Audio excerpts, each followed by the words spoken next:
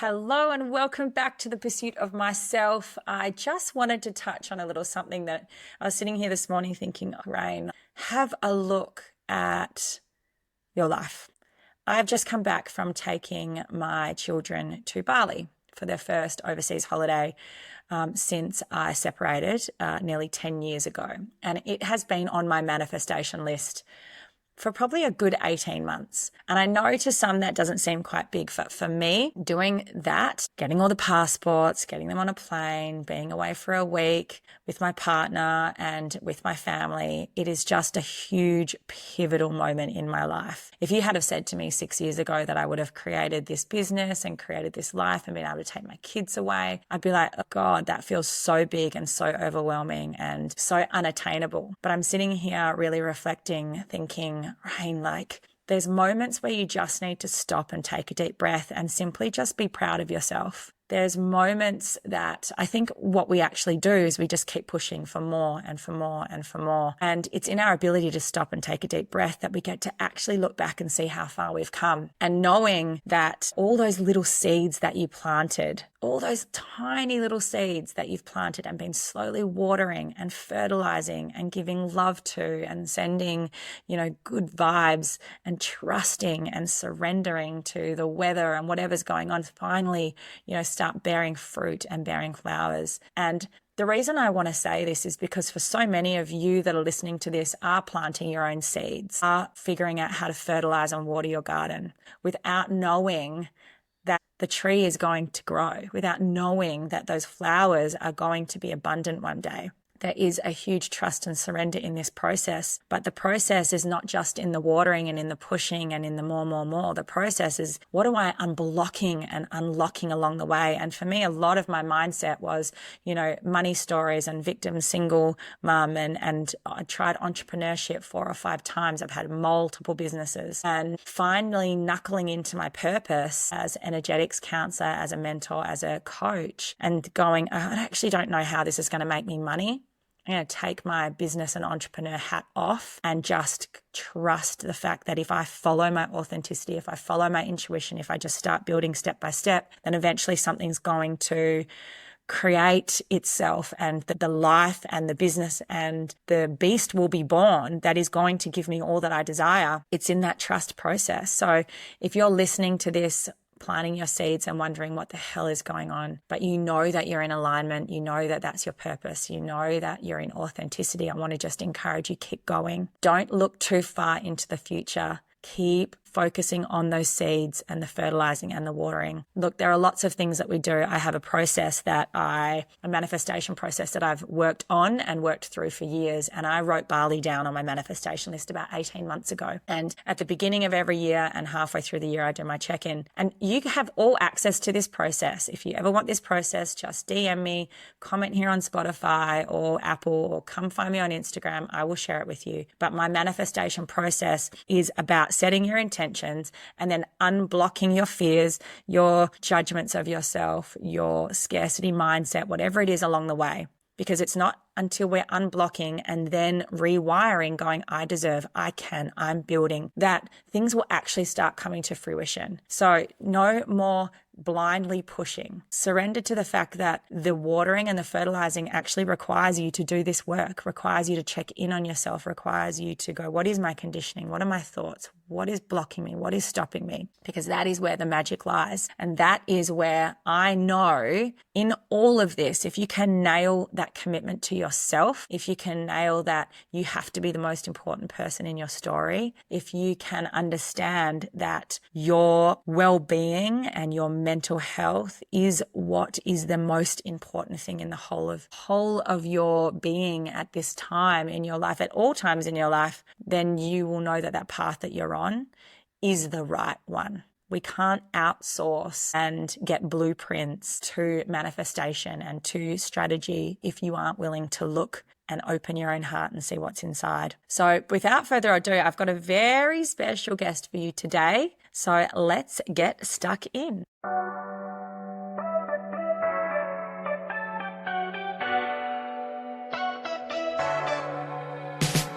Welcome to the Pursuit of Myself, the podcast.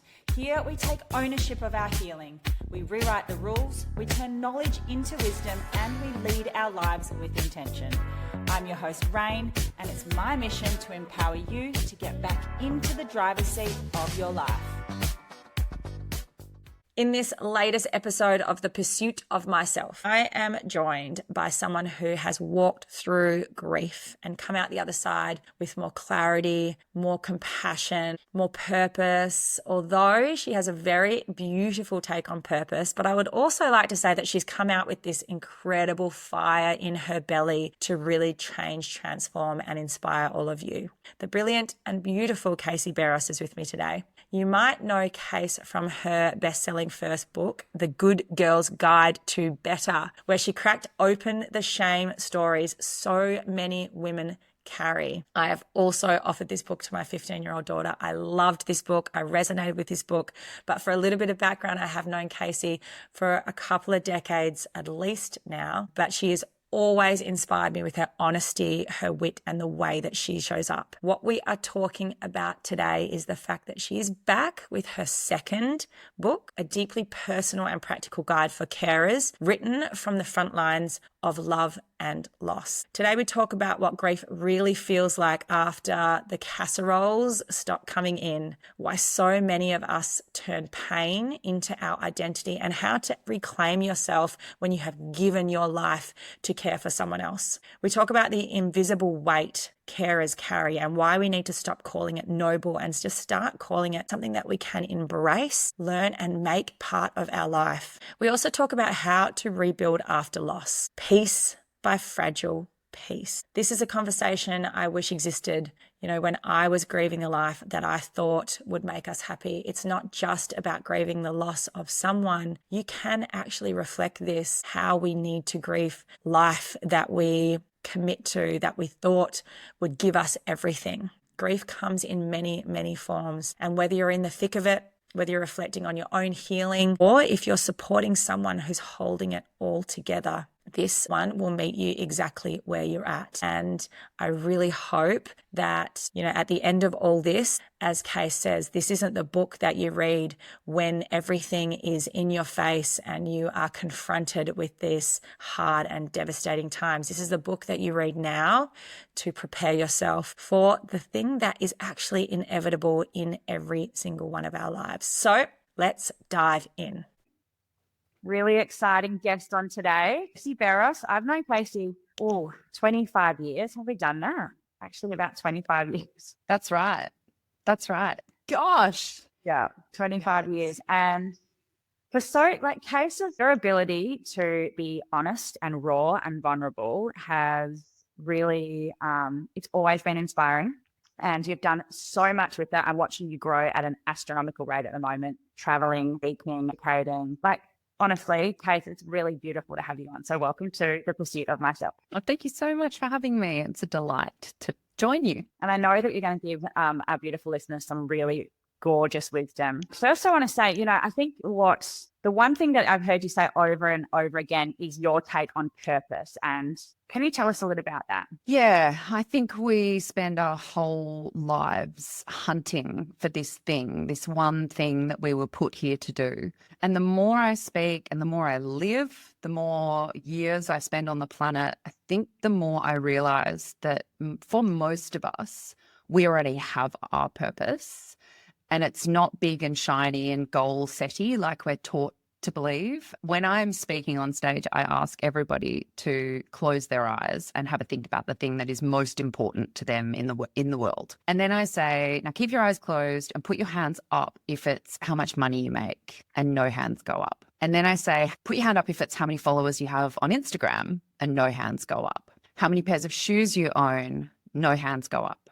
And then I say, now put your hand up if what came to your mind when I asked you that question was a person or people. And every single person in the room puts their hand up. And I ask them to keep their hands up and open their eyes and have a look around so that they can feel that they're not alone in that. And I really firmly believe that we go to work and set the goals and do the degree and get the job to earn the money to live in a home and pay for that by rent or mortgage with our people, to go on the holiday with our people, to buy the birthday present for our person or for our people.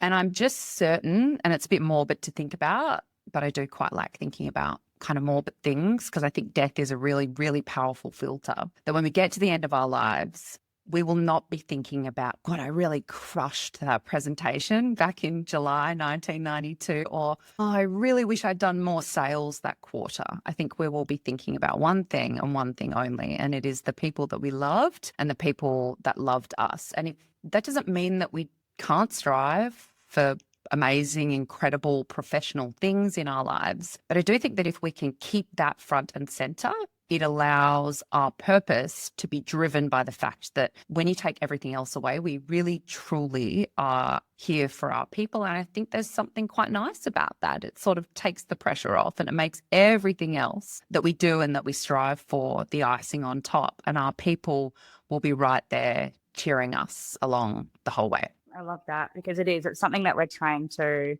have, the thing that we strive for. And even in my line of work, a lot of people come to me like, I don't know my purpose. Like, I want to know my purpose. And if the purpose can simply be your ability to connect with who you are and what you love and what means the most to you in the world, it would just, yes, not only take that pressure off, but even when you're talking about putting your hand up, and I'm thinking like, wow, like how sparkly that can be immediately, rather than constantly putting something out there to strive for. Like, you can actually have this connection with yourself and your purpose, like immediately, if you just close your eyes and do that exercise. I just love that. I really love that. Well, we all have that. We all fall into that trap of the arrival theory piece, right? That I'll be happy when I get the new jacket or the nice apartment or the promotion or the boyfriend or the baby or earn X amount of money. And I think we all know intrinsically that that's not really how it works, because every time one of us has actually achieved one of those things, received one of those things, managed to bring into our lives one of those things, the goal just changes and we push it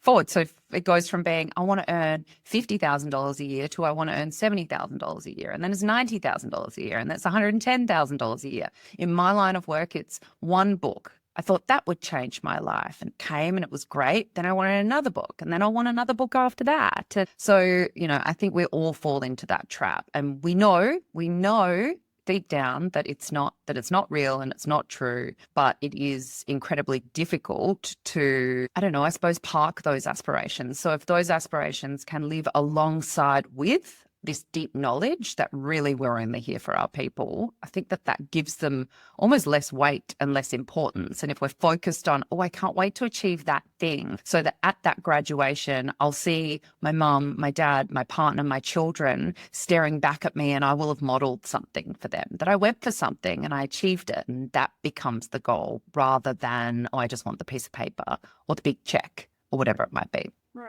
It's interesting, because also what I'm hearing a lot of is that intrinsic tie to identity. Like, who am I?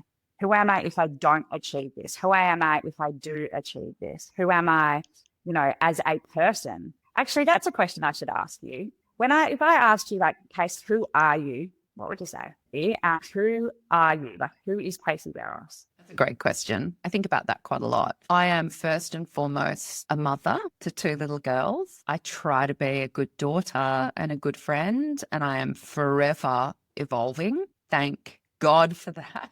I really needed to evolve in some pretty big ways. And then I suppose professionally, I moonlight as a keynote speaker, an author. And I guess at the core of that is as an educator. I love to teach. I have forever had this incredible thirst for knowledge. I love learning things and then sharing them with the people that I meet. And now I suppose I do that just on a bigger scale. So rather than kind of teaching one-to-one, I'm teaching one-to-many, whether that's on a stage or writing a book. And that's probably my greatest privilege, is to get to learn something, test it out in my own life, and then help other people find their own way. I think I'm really here to help people live better lives. And if I had to encapsulate that in a mission, it would be that I just want to give people as long as humanly possible with the people that they love. My background is in health journalism. So I think that our health and well-being are probably the most tangible levers that we have control over, or at least some control over,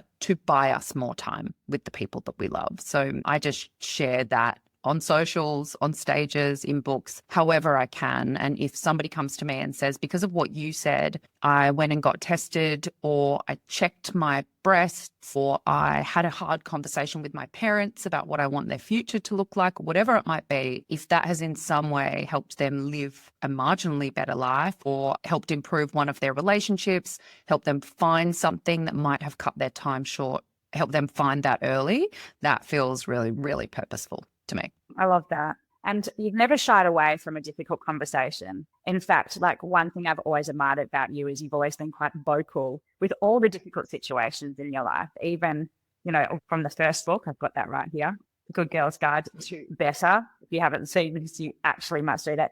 And actually, when we caught up last time, I was like, is it about time that I give this to Autumn? I think it's like, she's 15 and this is ready to go. That is incredible. You've written another book, and we'll talk about that in a minute. But I want to actually dig into a little bit. When you said you've had some evolving to do, what is probably the biggest thing that you've had to feel like you needed to evolve from, work through, or just show up for yourself in a different way? That's a really good question. Look, I probably just most needed to evolve my relationship with myself. What first sprang to mind when you started talking was my relationship with others, my relationship with men, my relationship with friends. And I stay true to the fact that the best decision that I have ever made was marrying my husband. He is by far the kindest, nicest, most down-to-earth person I have ever met and will probably ever meet. And I feel really honoured that I get to do life beside him.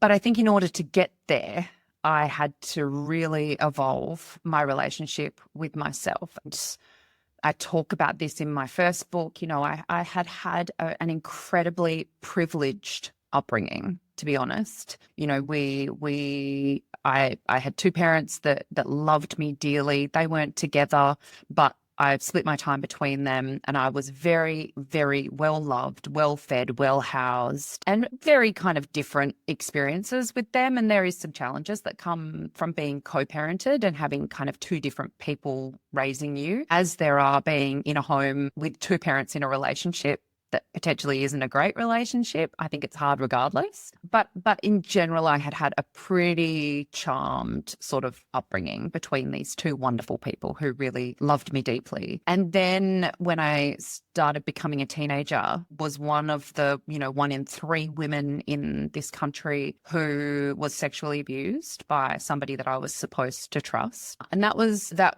really shaped me, and it really shaped my relationship with myself, my ability to trust myself, my ability to trust the people around me. And I felt like I had this internal compass that I had been saying for a long time, this doesn't feel right, I don't like this. And I was consistently told that my interpretation of that situation was wrong, that was just this person's way of showing love and showing affection.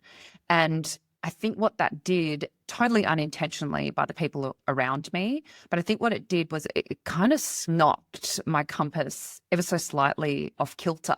And it meant that I have had a really hard time trusting my gut, trusting my intuition, because for a long time I was told that it was wrong. And that put me in a position whereby I was hurt at the hands of somebody that I was supposed to trust. And I still, to this day, say my gut sucks. I am not good at reading my gut. I don't have great intuition. I'm still learning, trying to get better and better at trying to read that. And that's in business, in relationships, in life, in everything. And so I think for many years, I was hunting for, as so many of us do, external validation, running into the arms of alcohol, drugs, men, likes on social media, professional achievement, all of these external things that I hoped at some point would kind of fill my self-worth cup. And of course, as you know all too well, none of that ever works. It really needs, I didn't like myself. I didn't trust myself. And I made a heap of really terrible decisions. And I lived in this cycle of like shame and secrecy and constantly doing the wrong thing that would just keep reinforcing that I was bad. Not that I had done a bad thing, but that I was bad. And that's kind of why I called the book The Bad Girl's Guide to Better. It's in inverted commas. I'm trying to be a bit facetious because I think that so many of us walk around feeling bad about ourselves for how many people we've slept with, or the size of our pants, or the fact that we dropped out of uni, or whatever it might be, that there is something inherently bad about us. And that's certainly how I felt for most of my life. And it has taken a lot of painstaking work, hours in therapy, many, many books, lots and lots of self-inquiry to finally get to a place where I can say I really like myself now. It's taken me a long time to get there. And I even like all of the mistakes that I have made, because all of them have helped me land where I am now. And where I am now is in a really great place. That's not to say that I don't struggle, that I don't not trust myself, that I don't stuff things up and make bad decisions. I do those things frequently, but I'm okay with owning them now. Whereas before, that would just be more evidence, more data that there was something wrong with me, that I was bad, that I was this huge fraud, that I was eventually going to be found out by everybody, that I was this terrible person. And that is an awful thing to live with. It's an awful, I think that a lot of people who have been through that same experience of being sexually abused by somebody that you were supposed to trust, you live with this undercurrent of anxiety, of fear, of being found out for being this terrible person. And that's probably the most unfair thing that experience leaves on victims, that you have to learn to live with that, of no fault of your own, that you have to learn to live with that and to try and thrive regardless. And however, getting there, doing that work, I think has allowed me to step into a really good place with myself, because it's been hard fought and hard won. I'm interrupting this episode with incredibly good intentions. If any of these podcasts are resonating with you, if you desire to know your heart, if you desire to set up a very strong foundation, to start that business, to rebuild from breakdown, to find out who you are authentically and find the courage to actually step into that, then I want you to get in touch. I have an incredible program called Align and Elevate. It is my group coaching program that will teach you how to rebuild from the ashes up. This isn't about adding more things to your life. This isn't about finding the roadmap, the blueprint. This is about understanding who you are, what you stand for, what makes you you, so that you can build a life from that place, not from the pleasing, not from the should haves, the have tos, not from the overwhelm, the burnt out, but rebuilding a life from you, your heart. We heal in community. We share in community. You get to be guided by me. It is a 10-week program, and I am calling you up and in. I do this program every single time I hold ladies through, because every time that I do this program, I shed more layers. I shed more money stories. I shed more love stories. I shed more grief stories. I shed more relationship stories, parenting stories, you name it. This is the best friend. This is the opening that you need to get back in touch with yourself so that you can build the life you desire.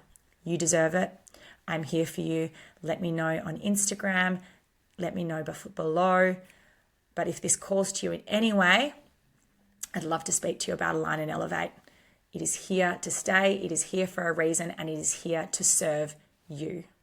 And what would you say, Case, tipped that point to you going, I have to be really brave now, and I know this is going to be difficult, but I can't live in this shame and guilt spiral anymore, and start. If anyone's listening, how can they find that courage to take that first step? Look, I wish that I could say, here's the answer to that. And yet, when I look back at my life, it is probably, who knows which hour of therapy it was that unlocked the key? Who knows which book it was?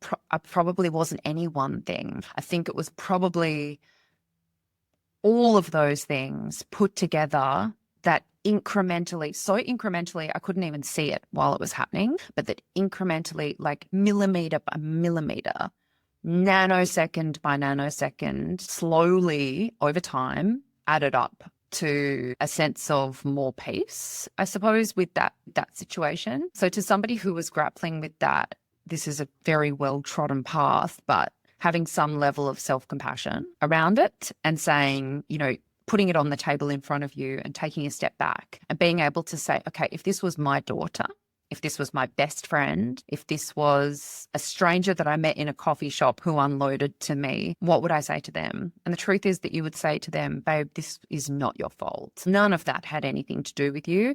What it did was act as the catalyst for all of this other bad behavior. And how amazing that you're now willing to take some responsibility for that. Because I do take responsibility for everything that happened after that. Those were decisions that I made as a hurt, challenged, scared little girl. And that's not fair that I was put in that position, but that was the reality. That's what happened. And now I feel very proud that I'm able to say that I was able to take some responsibility for all of that. I don't take responsibility for what happened to me. That's not my responsibility to take, but I take responsibility for everything that happened afterwards. And there's some power in taking responsibility. So I suppose the first step is acknowledging and then being willing to take some responsibility to say, okay, this is now, that's what's been. Where do I go from here? And not in a week, in a month, in a year, but right now, in this moment, what do I choose? And if that can be some level of self-compassion, then I think you've taken the first and a really, really important step. And then you have to remember that you have spent many, many, many years probably feeling the way that you were feeling. And you are not just going to be able to read one inspirational quote on Instagram, read one great book, hear one great thing that somebody says on a podcast and click your fingers and undo all of that. You've spent a long time creating those pathways in your brain and in your heart. It's going to take a long time to undo them. So like muscle, it's like flex, flex, flex, flex, build, and hopefully over time, the gaps start to widen, the gaps between self-hatred, self-guessing, feeling unsure, beating yourself up. Maybe it's minutes between. And then hopefully it becomes hours between. And then eventually you get to a point where you're like, God, I haven't been really awful to myself for a few days. How nice. That was like a holiday. I love that because exactly as you said, the brain needs evidence that's safe for us to change. Like it needs evidence that, okay, if I make this choice today, I'm going to be safe. And I know even the toxic cycle, as you said, it will continue to keep us in that toxic cycle because that sometimes that's what feels safe.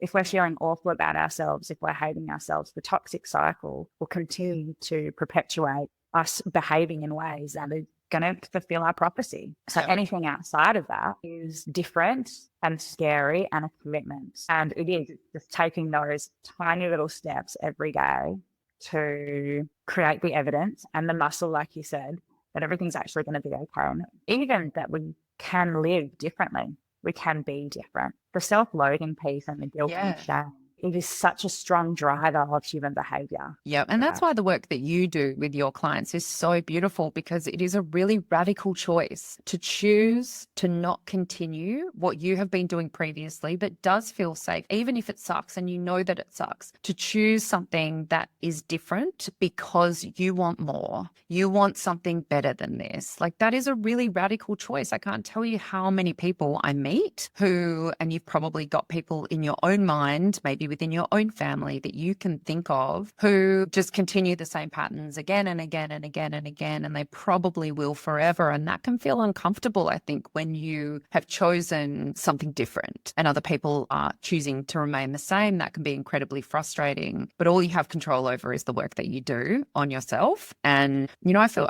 really lucky, actually.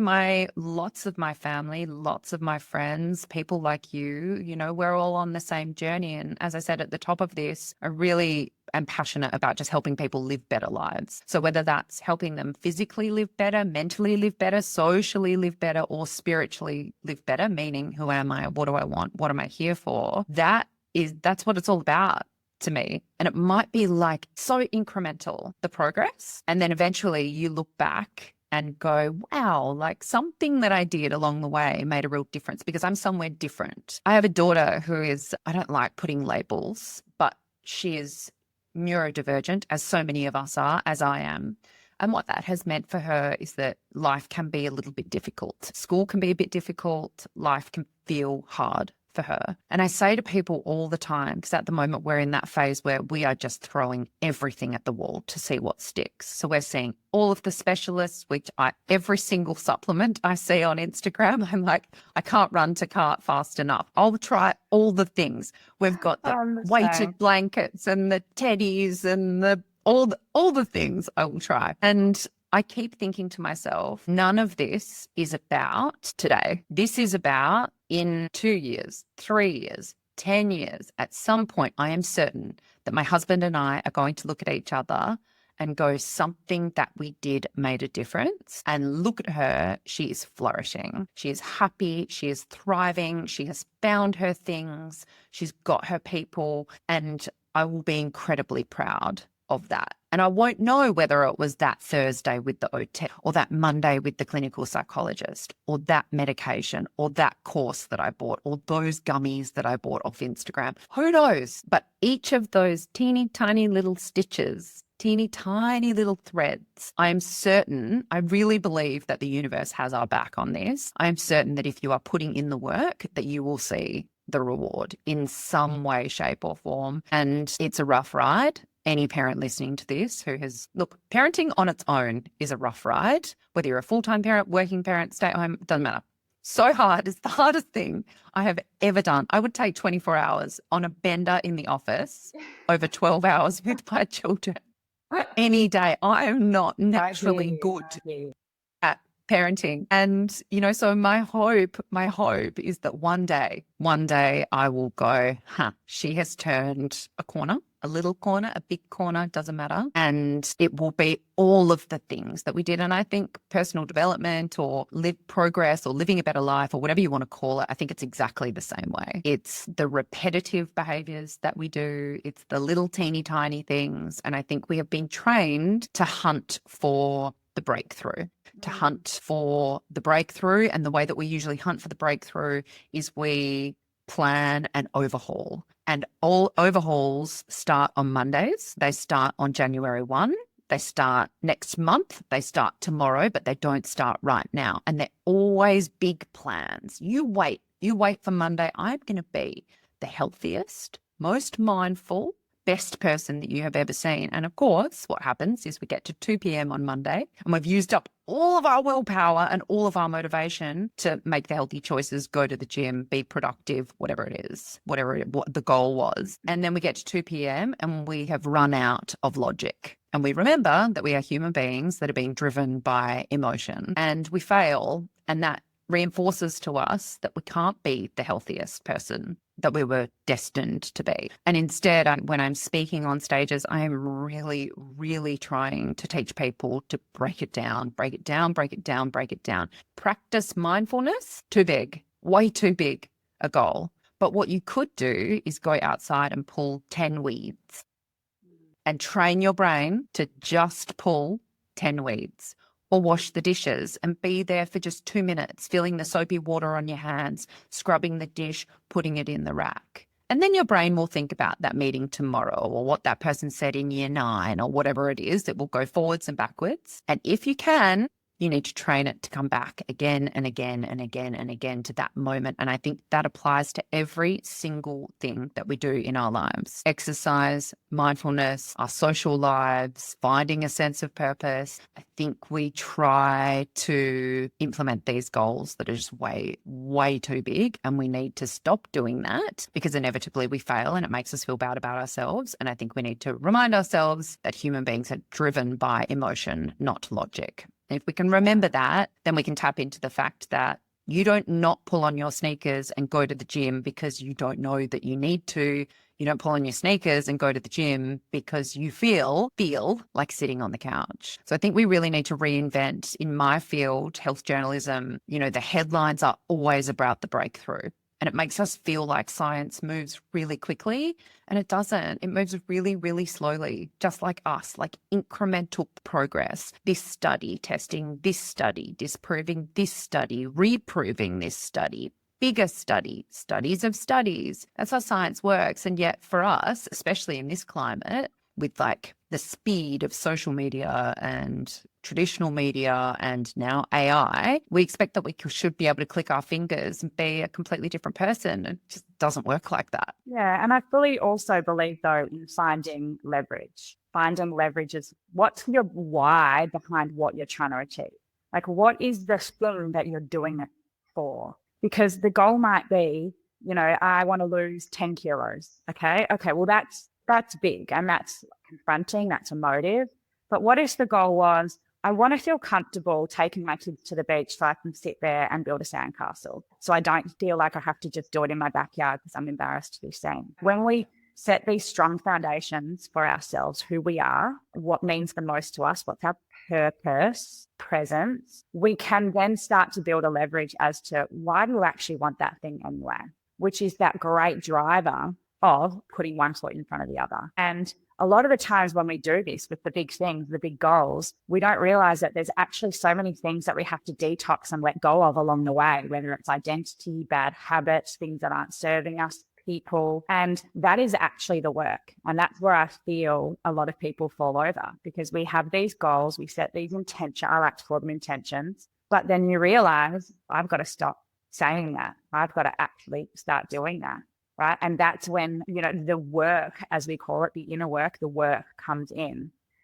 Because with your parenting, I'd like to really know, actually, you spent years, you're just talking about setting up your strong foundation and doing your work and your reading and getting therapy. How do you think that's shaped the way that you're showing up for your girls now as a mother, even as a wife?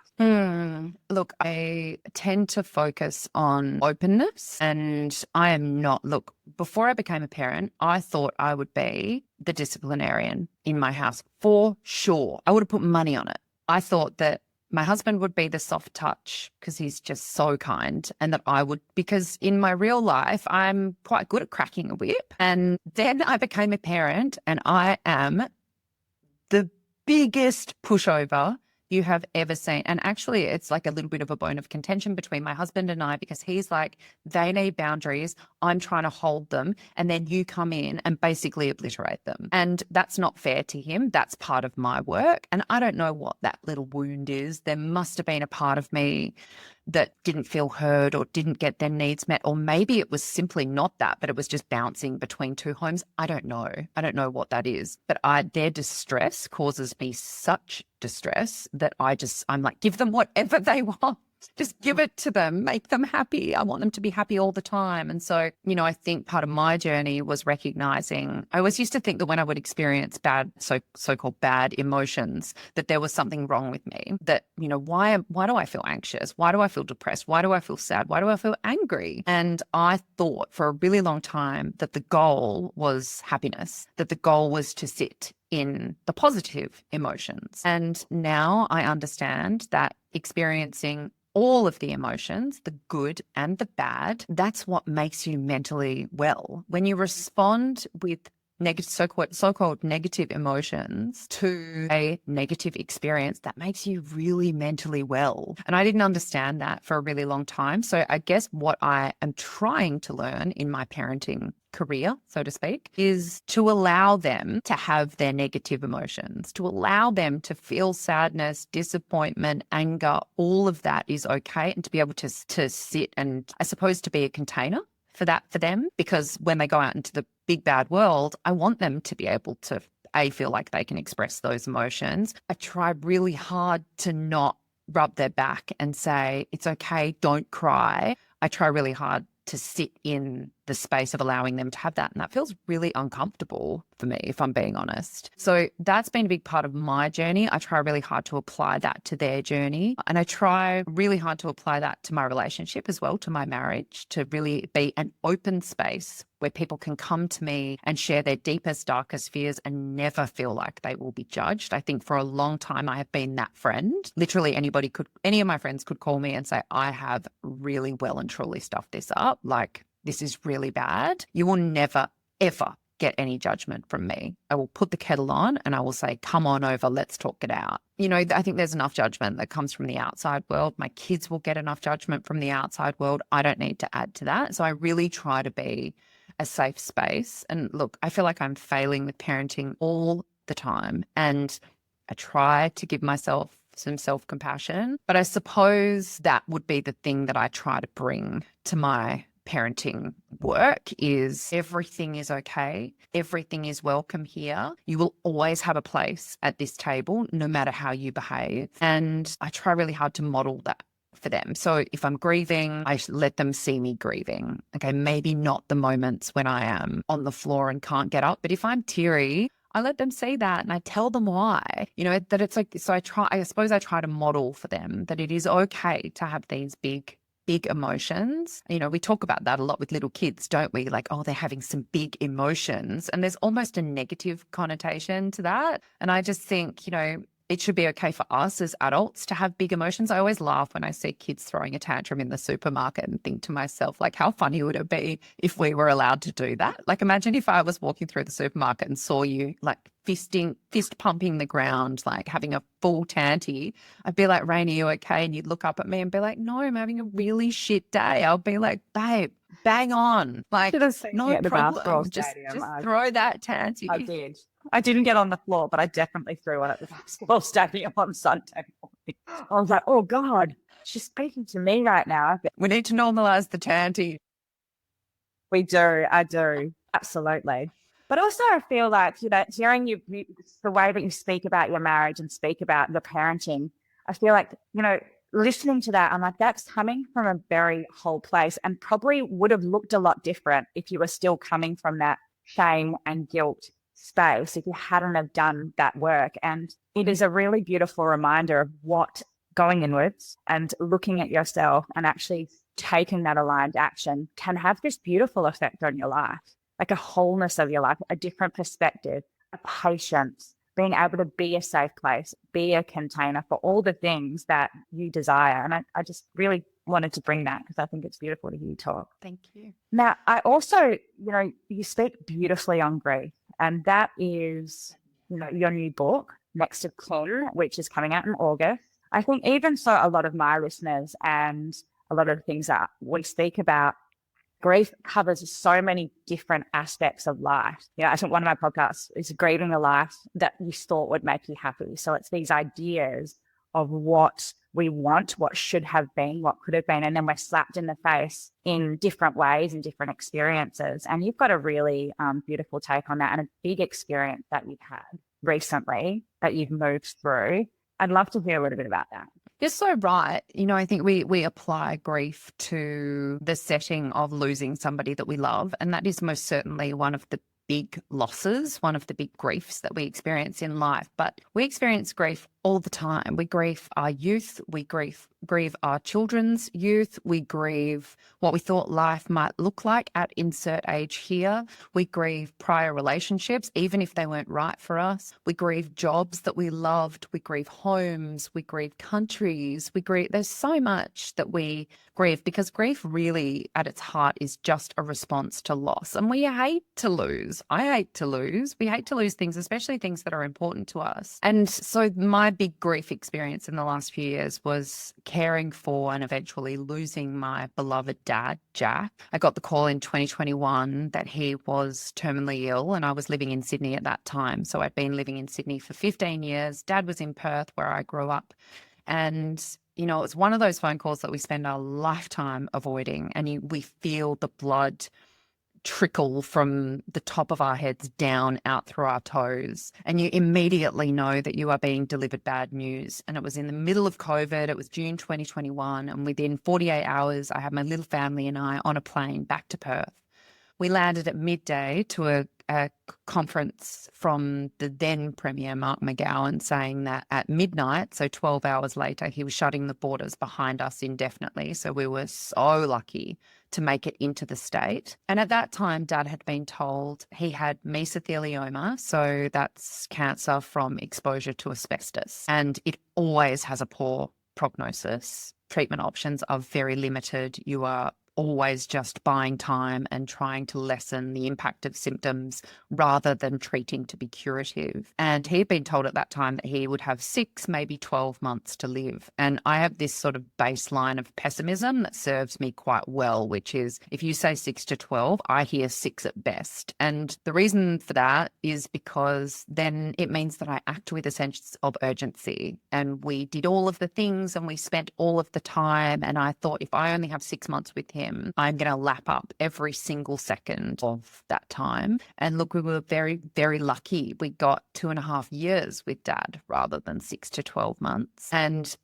it was awful and amazing and beautiful and mundane and terrible and all of the things, but it was probably the richest, most valuable 2.5 years of my life. And I feel so lucky and so grateful to have had the chance to care for him and to walk him out of this world in the same way that he walked me in. He poured so much time and energy into me as a little person. And I felt really, really privileged to get to dedicate that same amount of time to him at the end of his life and to try to make this really terrible experience marginally better. And so, I think grief, particularly for anybody listening to this who has somebody in their life who is already ill, there is a sense of anticipatory grief watching somebody who is sick. And you are kind of riding this roller coaster of hope when there is treatment options and or they're working, and despair when they're not. So it's this sort of like good news, bad news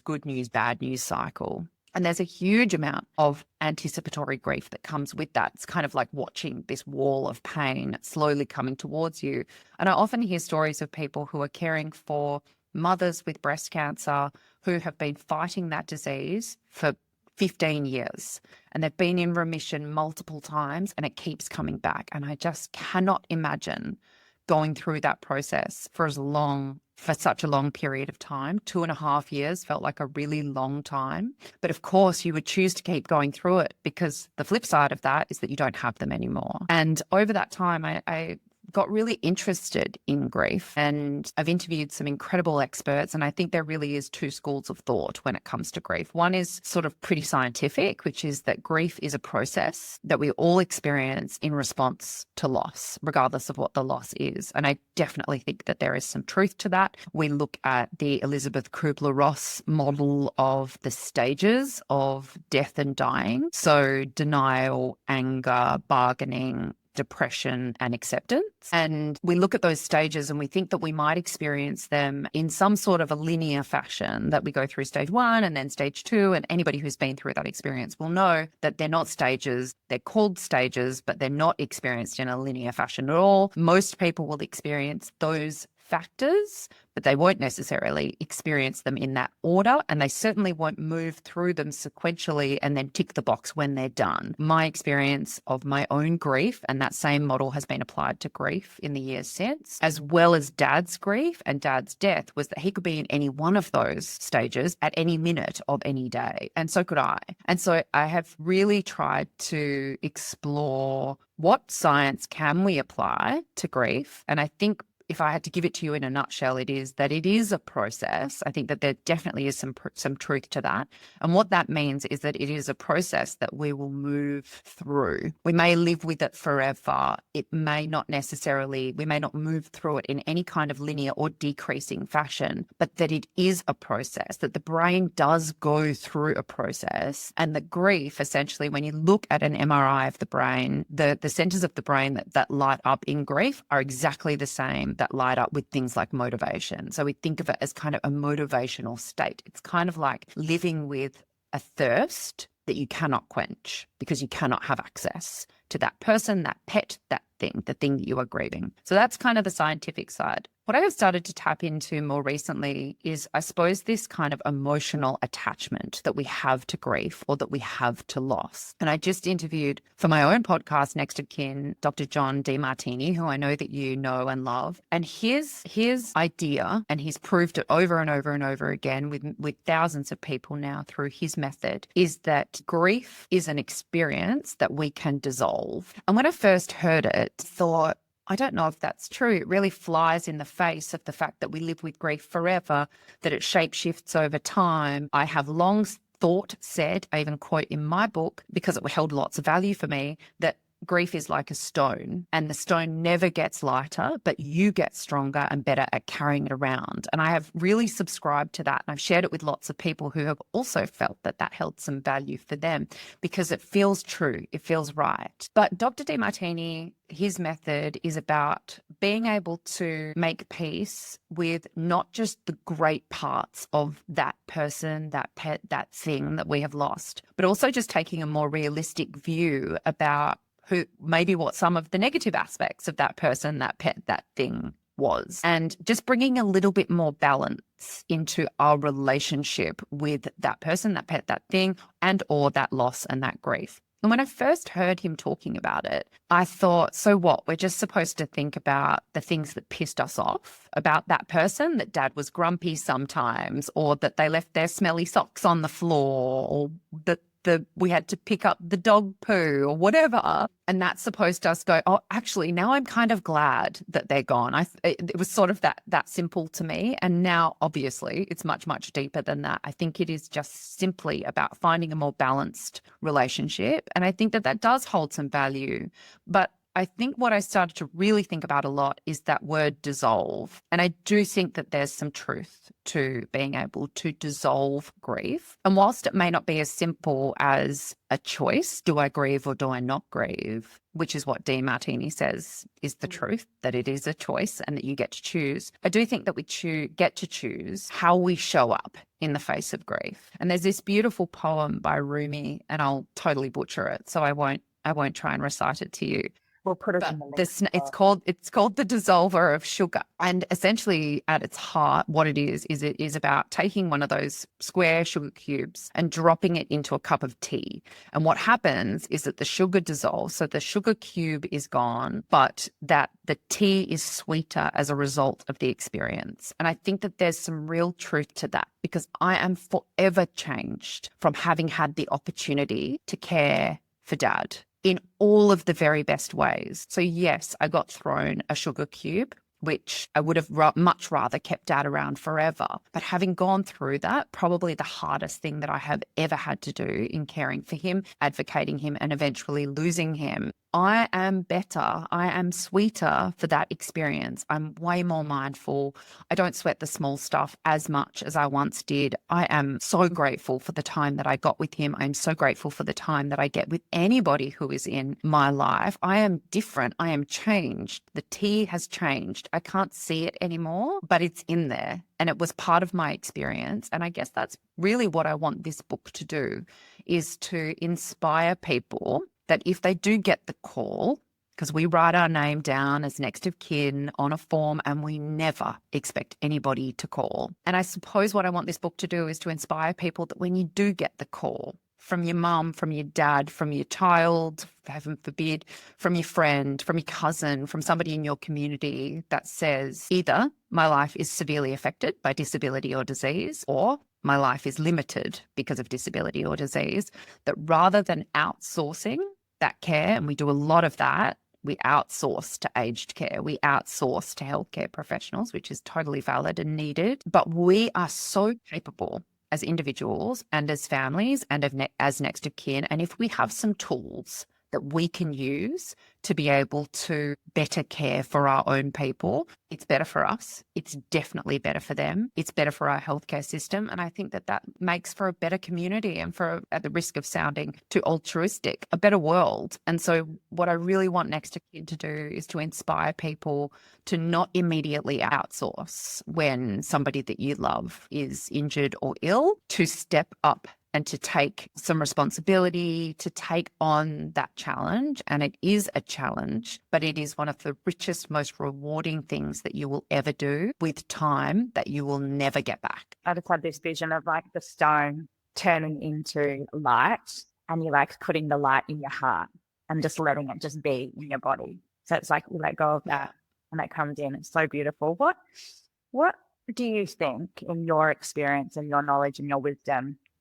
happens to people who really struggle to let go of the grief or have allowed the grief, which what I see a lot is they allow the grief to become part of their identity rather than a part that's beautiful, sweet spot. The grief has become who they are, whether they're, yes, have been caring, or whether they're a widow, or whether they have, God forbid, lost a child, touch everything around. It's not happening, but that is some people's reality. What do you think happens to them when they commit to carrying that around? I'll tell you what Dr. Demartini told me, and then I'll tell you my take on this. So he said that people hold on to grief because it is in some way serving them, that it serves a purpose, that it allows them to stay stuck. It makes them feel connected to the person. It gives them more leeway in terms of work, their family, whatever. I guess what I would add to that, and I think that there's probably some truth to that, right? Like, why do we hold on to anything? Usually because it's serving a purpose. Might not be a good purpose, might not be a positive purpose, but usually it's serving a purpose. Like you said earlier, maybe it's just making us feel safe because it's easier for us to be stuck there. Now, I am not a doctor.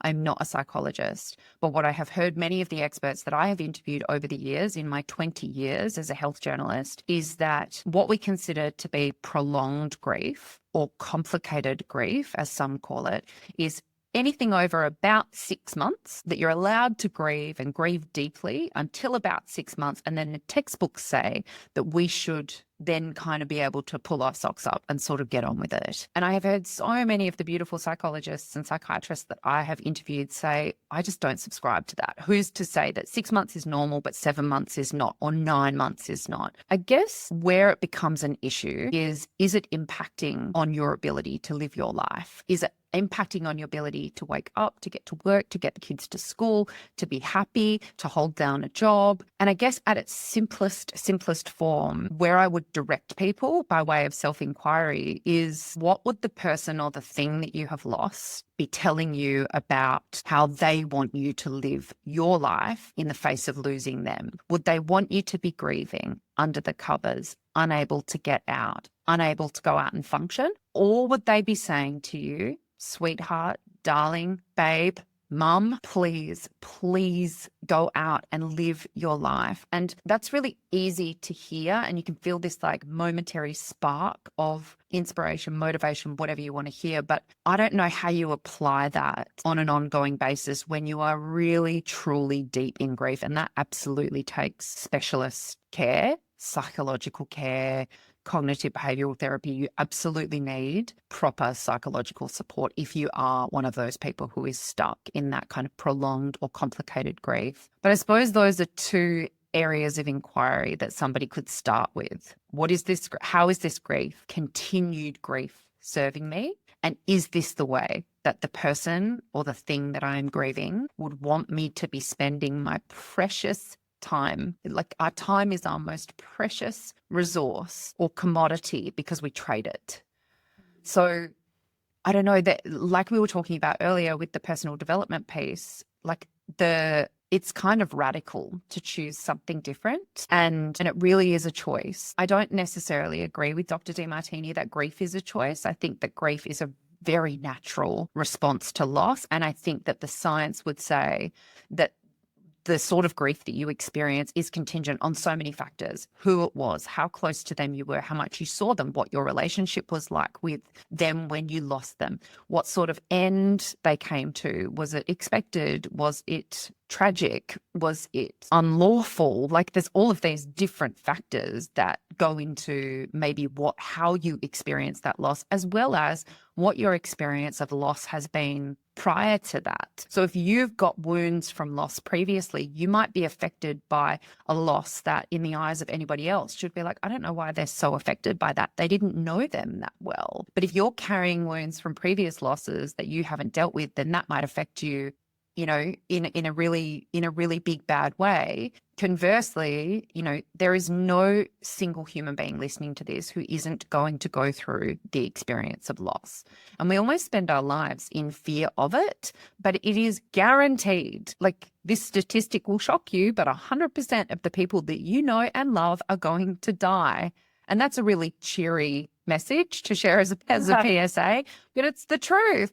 So I guess where my mind goes is like, can we get good at loss? Can we get good at grief. And I did this really beautiful death walker training. So death walkers or death doulas are people who work within the community with people who are dying and their families. And when I was writing the book, I went to Byron Bay and I did this beautiful death walker training with this incredible woman by the name of Zenith Virago. She's probably Australia's foremost death educator. And she taught us that in order to kind of warp a family and a dying person through that experience, your only job is to bear witness to their grief and their experience. That's it. We cannot hold space for it. We can't make it better, but we can sit in communication with that grief and allow for it to be. She says things like, love their grief, love them for it, allow them to have this fully fledged, very human, emotional experience, because that is just part and parcel of being a person.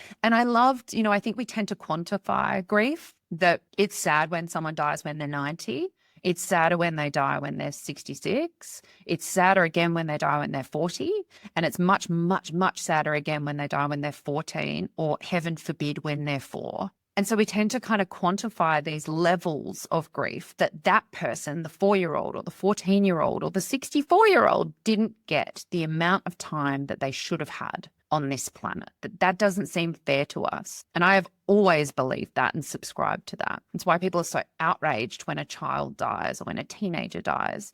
But what Zenith said to us that I thought was so beautiful and really powerful was their life was their life. Do not detract from the value that their life held in the 4 years or the 14 years or the 40 years or the 62 years or whatever. Do not detract from the life that they lived because they didn't live to an age that you deemed it appropriate for them to die. And I thought that really struck me at the time. None of it makes it okay. None of it makes it hurt less. But what it does is it allows you to kind of sit in gratitude for what was. So the 4-year-old or the 14-year-old, yes, they should have lived many, many, many more years. But what did they achieve in their 4 years or their 14 years? How much happiness did they bring? How much joy did they bring? How many candles did they get to blow out? How many moments did they have of wonder and awe? Like, there's something really beautiful about that to me. And so ever since she said that, I've tried to be much, much more respectful of somebody's life is somebody's life, and sometimes that life is tragically cut short. That doesn't detract from the life that they lived, and we need to start treating those lives with the level of respect that they deserve. In the same way that often when somebody's grandparent dies or their beloved dog dies at 15 or 16 years old, we say, well, they had a good innings.